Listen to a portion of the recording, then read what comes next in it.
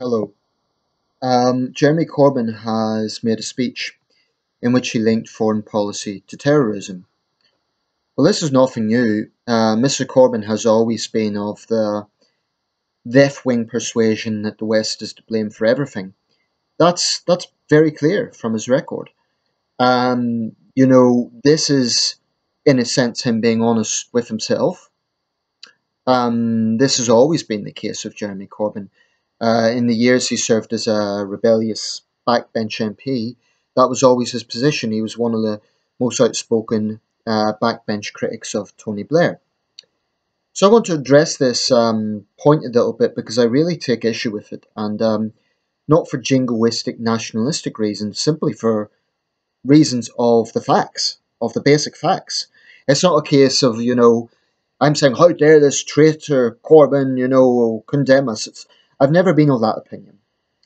I think it's totally legitimate to ask questions about foreign policy and scrutinise what we do abroad. And, I've never been a sort of neo-nationalist whereby I've said the British are innocent, because we're not. But I do have a problem with the mindset that as a primary source is always the explanation to explain pan-Islamist terror. A lot of things don't add up with this argument. First of all, there was a British Libyan writer, and if I can, I'll put a link to his piece below this video. I may have previously mentioned this. In a sense, the path that those who want to blame someone else for the actions of terrorists often take is that young British Muslims are angry, they're alienated, and they're venting their frustration on the society they hate. There's some truth in that, of course, and that was certainly the case with the Belgium, with the Brussels attack last year. Molenbeek, for example, the district of Brussels where the attackers came from, and I believe some of them were also responsible for the acts in Paris, was a completely polarized community. And there was serious social problems going on there. And I have no doubt about it, there's parts of London and Birmingham and Manchester and probably other cities that have this problem. That is a very, very real issue that we need to take seriously. But in going down this path and going down this narrative, you then end up presenting the terrorists as victims of a wider situation. And it's a bit like the arguments that are used to downplay criminal actions, like, oh, it's all society's fault. If you're a thug who assaults someone for no reason, well, oh well, you had a bad upbringing and it's all the fault of someone else. Um, I wouldn't go so far as to say, I think we have to be careful about slandering someone as a terrorist sympathizer. I think that's quite a loaded accusation. But I think there are very legitimate concerns about the angle that Jeremy Corbyn takes. Now, let's look at Mr. Corbyn's record a little bit, specifically in relation to Northern Ireland. Jeremy Corbyn has been in hot water a few times now for refusing to directly condemn the IRA. Well, being from Northern Ireland, the way I see it is that the problems of Northern Ireland are a lot less today than they were in the past. We are out of the troubles. There is not, the mainstream paramilitary groups have disbanded. The troubles essentially are over. And it's highly unlikely we'll see the sort of violence that was around in the 70s and 80s return. The IRA itself is more or less a defunct organisation now. There are splinter groups, but it's a defunct organisation. So what I'm going to be talking about here really is primarily history. Nevertheless, it is an indicator of how a would-be Prime Minister thinks, and I think that is extremely important. This is a man who aspires to have the most powerful office in the country. So these questions are important. What his ideology and mindset is important.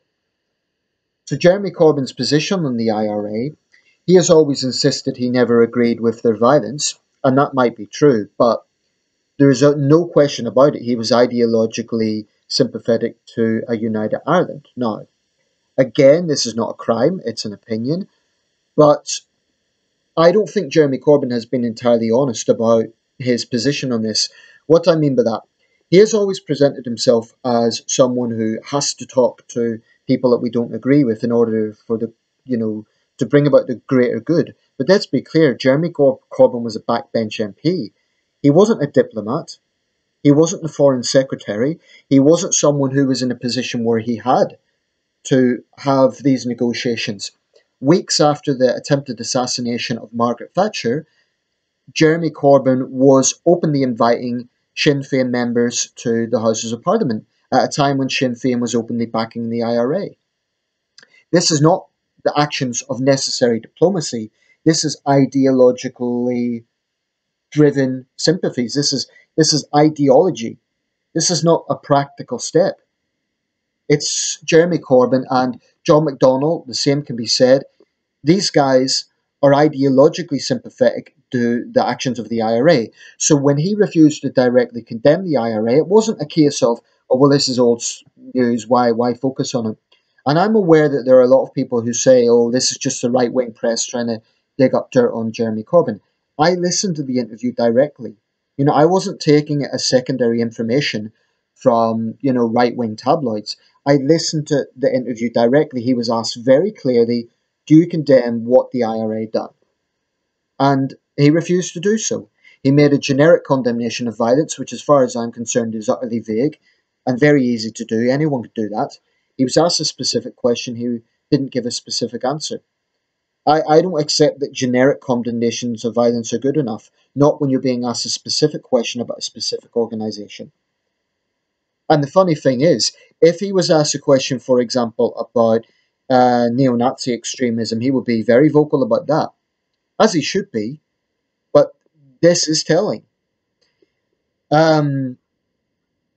So that's the context of Jeremy Corbyn's attitude to terrorism. And what the IRA done was appalling, but it is a fundamentally different type of terrorism. I mean, that shows the sort of threat that we are facing today, that there's almost a nostalgia for old school terrorism. But there are some differences. The IRA done some pretty appalling things. They killed and maimed a lot of innocent people.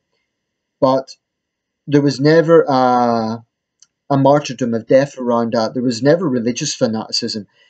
Those idiots who say, oh, well, don't blame Islam because the IRA don't represent Catholics. The point is, the IRA never acted as a religious organization. They never took biblical quotations and said, we are acting in the name of this chapter of the Bible, this psalm, this proverb. That was never the agenda of the IRA. They were primarily a revolutionary territorial organization. Religion had very little to do with it. Of course, there was a sectarianism within Northern Ireland, which was a factor. Housing issues with the Catholic population and so on. But theologically speaking, there was never an issue there. Jeremy Corbyn's attitude to pan-Islamism is utterly pathetic as far as I'm concerned. His attitude is that it is entirely the fault of the West. Now, this is what I really want to break down a little bit, because he's not the only one who takes this view. What I would challenge about that mindset, so basically it goes along the lines of, well, the West has been involved in all these military interventions. We have angered people because we have intervened in their countries. Therefore, they become radicalized, they hate the West. But this doesn't quite stack up. Because if you actually look at the responses from Arab communities in the countries that we have intervened in, it hasn't been consistent. Take, for example, Libya. When Gaddafi was murdering his own people en masse, it wasn't a case of, we don't want Western colonialists coming into our country. As I recall, they were pleading for Western intervention. When David Cameron and Nicolas Sarkozy arrived in Benghazi, they were cheered. It's just a fact. The archive videos are available online. Look it up. Obviously, Libya is a failed state. It is very, very difficult to, build democracy overnight. But that is a historical fact. There was a strong will from the people for Western intervention. There's a different situation in Iraq, because in that situation there was not a big demand from the people, and there was not a civil war already going on. So that's a big difference. Um, but what I find striking is when there is a perception, and Tony Blair made this point, and frankly, he was right about this point. When there's a perception that the West is not doing anything, the main accusation is that you don't care, right? When the West does intervene, the main accusation is you're warmongers. So to the Islamist mindset, we are always guilty, no matter what we do. But there is another important point with this, well, several more important points actually. Islamists do not blow up teenage girls in a concert hall because they want revenge against the West. That might be part of it. But by their stated agenda, ISIS has stated that they want to spread a caliphate. This is Islamic imperialism. That's the real imperialism that we are seeing today. And the regressive left refuse to acknowledge that. Jeremy Corbyn, true red flag socialist that he is, seems to be very apathetic to Islamic imperialism. And that is what the agenda, the stated purpose of ISIS and similar Islamist organizations are. In fact, in Libya, ISIS and Al Qaeda have now unified to take on the Libyan government. So again, this idea that they are only acting as retribution for the West, it's nonsense. Don't forget, 9/11 occurred before the intervention in Iraq. Now, whatever you think of Iraq, and I believe that there were some very, very serious practical and moral issues around Iraq. The fact of the matter is it came after 9/11, something that the regressive left conveniently overlook. Because to the regressive left, like I say, everything is the fault of the West. And I find that very frustrating because it is such a black and white mindset. The other very key issue here is that if you really want to go down the line of presenting Islamists as David and Goliath, people taking on powerful Western countries because of foreign policy, consider who most of their victims are. Because as bad as the terrorist attacks in France and Britain and Germany and the United States have been, and Belgium, what we have been seeing, the vast majority of casualties of pan-Islamism are people living in Islamic countries. Many of them are indeed Muslims, but also Yazidis, Kurds, Kurdish Muslims. So the notion that they are taking on this big, powerful, colonialist Western governments it totally ignores the fact that the majority of their victims are completely powerless people who I shouldn't say powerless because there's been some very brave resistance movements, but look at the Yazidi women that they keep enslaved as sex slaves. They're not representatives of colonial powers.